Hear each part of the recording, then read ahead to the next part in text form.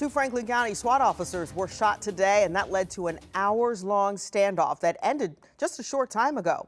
This happened on Beulah Road, just south of I-71. Fortunately, those officers should be okay. 10 TV's Lacey Crisp is explaining the type of calls that these officers were on. But we want to start with Stephanie Stanovich and what actually played out here. Stephanie?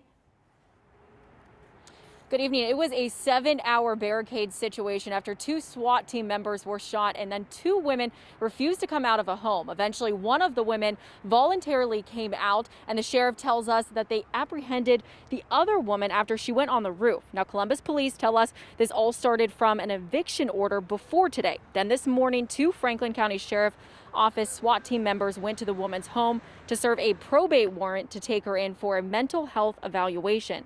The woman confronted the officers and shot both of them in the legs. One had to have surgery. They are both in stable condition. Franklin County Sheriff Dallas Baldwin tells us investigators are trying to figure out if both women were involved in the shooting or just one. During the standoff, one of the women went live online to show people what was happening inside of her home. In police uniforms trying to get me to drag me to a court of foreign jurisdiction. Will not happen. I'm not going to surrender. Yep, here we go, this side now. Now you guys get to see the pictures.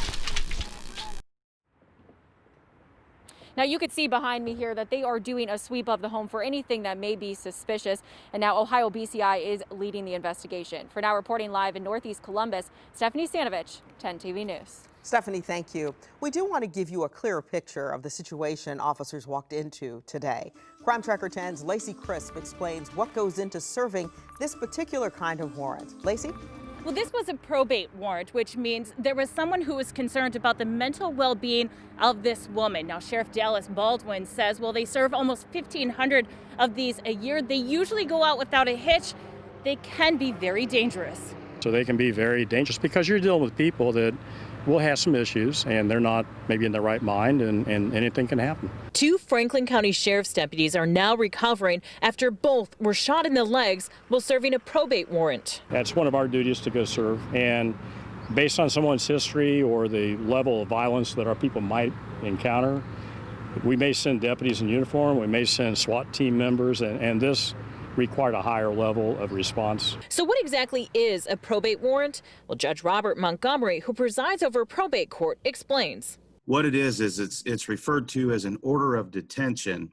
And the one thing that I'd want to clarify is that this is not a criminal case, it's a civil case. If he approved a probate warrant, law enforcement would pick up the person to be mentally evaluated. If the facts contained in that affidavit would rise to the level of giving probable cause that that person would be essentially a danger to themselves or others, then the probate court would issue that order of detention warrant that would then go to the police officers. Judge Montgomery says probates have skyrocketed. In 2010, his office ordered 681. Last year, there were 2,027.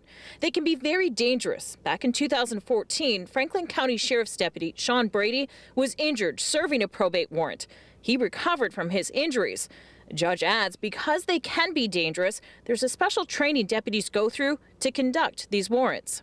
Sheriff's office, and they have a very special group of people that serve these warrants that have their crisis intervention training. They call it CIT training. And these people are especially equipped. And Sheriff Baldwin tells me they have a specialized unit that usually serves these warrants because they know they are dealing with the mentally ill. Reporting in Columbus, Lacey Crisp, 10 TV News.